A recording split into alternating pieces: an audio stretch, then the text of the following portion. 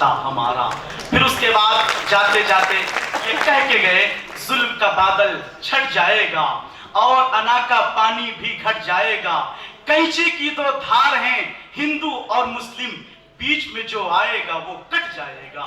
کینچی کی دو دھار ہیں ہندو اور مسلم، بیچ میں جو آئے گا وہ کٹ جائے گا۔ نفرتوں کو مٹانا یہ ان کا کام ہے، اور جہاں بھی جاتے محبت کی بات کرتے ہیں، پیار کی بات کرتے ہیں، یہ صوفیاء کرام کو اپنا آئیڈیل مانتے ہیں۔ دوستو آئیے اب بغیر کسی تاخیر کے بریلی شریف کی سرزمین سے آئے ہوئے محترم المقام اسلم میاں وامکی صاحب سے میری گزارش ہے آپ تشریف لائیں، 10 منٹ میں اپنی گفتگو کو لوگوں میں پہنچا کر کے پیغام دے دیجئے، یہ بتا دیجئے کہ آپ جہاں کہیں بھی رہیں آپ صوفیت کے رنگ میں رنگے رہیں۔ آپ جب صوفیت کے رنگ میں رنگے رہیں گے تو کوئی آپ کا کچھ نہیں کر سکتا ہے۔ اس کی وجہ یہ ہے کہ جو صوفیوں کے قدموں میں آ گیا ہے وہ زندگی پا گیا ہے، وہ روشنی پا گیا ہے، وہ اجالا پا گیا ہے، اندھیرے سے دور ہو گیا ہے۔ تو میں یہ آپ سے کہوں گا کہ آپ صوفیاء کرام کے قدموں میں پڑے رہیں، اور جب آپ قدموں میں پڑے رہیں گے تو جنت آپ کے پاس رہے گی۔ تشریف لا رہے ہیں محترم اسلم میاں وامکی سے۔ الکریم اما بعد، بسم اللہ الرحمن الرحیم، وَأَمَّا بِنِعْمَتِ رَبِّكَ فَحَدِّثْ، صدق اللہ العظیم۔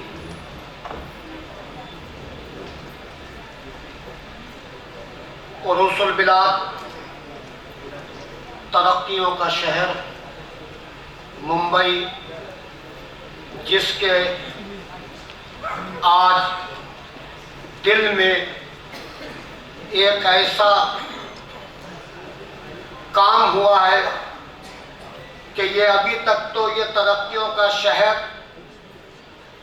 کاروباری حیثیت سے، ترقیوں کی حیثیت سے کہا جاتا تھا، لیکن اس کے ساتھ شیخ طریقت ربانی صاحب نے ایک اشارہ دے دیا، اور اس اشارے کو ہم نے یوں سمجھا ربانی صاحب کی تعلق سے کہ میں اکیلا ہی چلا تھا جانب منزل، مگر لوگ آتے گئے اور کارواں بنتا گیا۔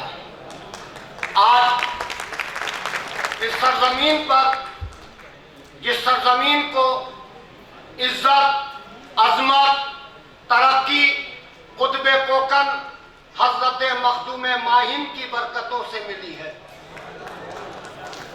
وہ قطب کوکن مخدوم ماہم جس کی عرس کی پہلی تقریب کا ابتدا یہ ہے کہ سب سے پہلے مخدوم ماہم کی بارگاہ میں کسی مولانا کی چادر نہیں پیش ہوتی ہے، کسی پیر کی چادر نہیں پیش ہوتی ہے، بلکہ جیسے ہی عرس کی ابتدا ہوتی ہے سب سے پہلے پرشاسن کی چادر پیش ہوتی ہے، جس میں تمام مذہب کے لوگ شریک ہوتے ہیں۔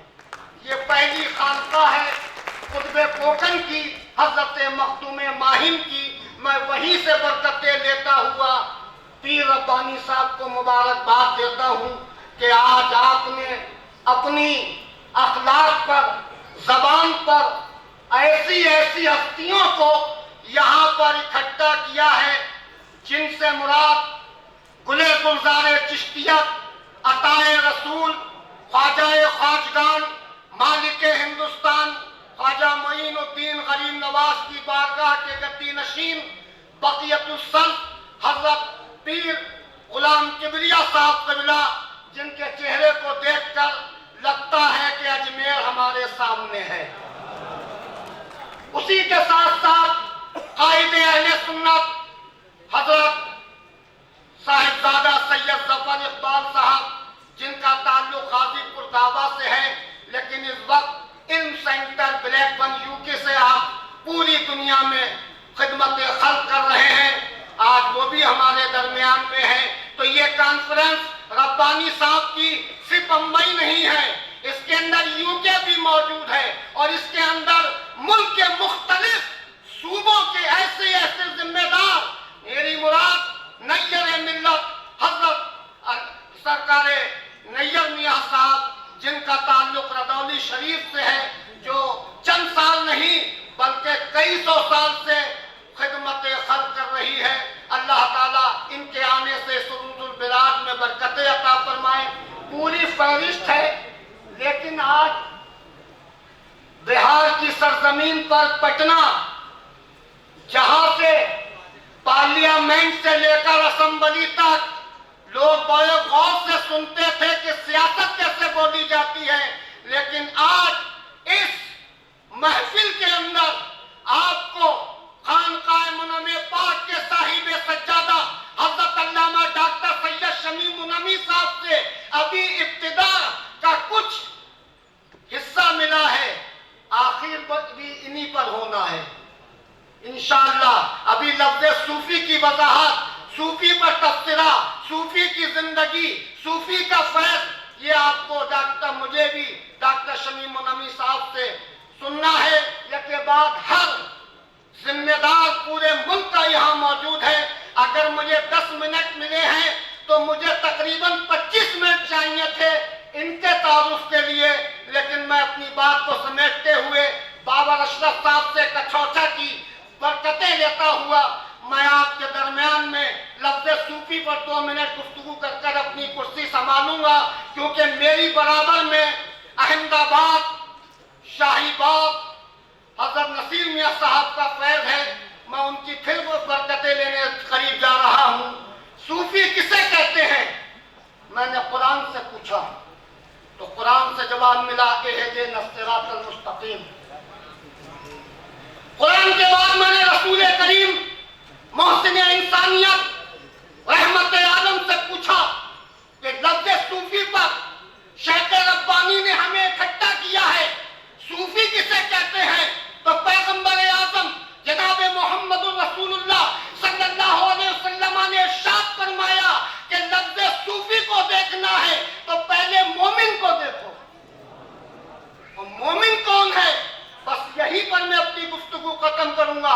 इरशाद फरमाया गया, ताजदार मदीना, ताजदार खत्म नबूवत ने इरशाद फरमाया, मोमिन वो है जिसके जबान से और हाथ से दूसरे लोग महफूज रहे। ये है सूफी। सूफी कौन है? जिसकी जबान से, हाथ से। अब सूफी नहीं, मोमिन। तो मालूम हुआ कि सूफी और खानकाहें जो कुछ भी है वो रसूल करीम का सदका है, और रसूल करीम के सदके में ये खानकाहें अल्हम्दुलिल्लाह सुम्मा अल्हम्दुलिल्लाह वो काम कर रही हैं। जैसे अभी ज़ुहदुल अंबिया शेखुल इस्लाम वल मुस्लिमीन हजरत बाबा फरीदुद्दीन गंजे शकर का एक कौल नैयर मिल्लत ने आपके दरमियान में रखा। किसी ने बाबा साहब को कैंची दी, कबूल नहीं की। तो जब बाबा साहब कैंची कबूल नहीं कर सकते तो हम तलवार कैसे चलाएंगे? ये तोहमत है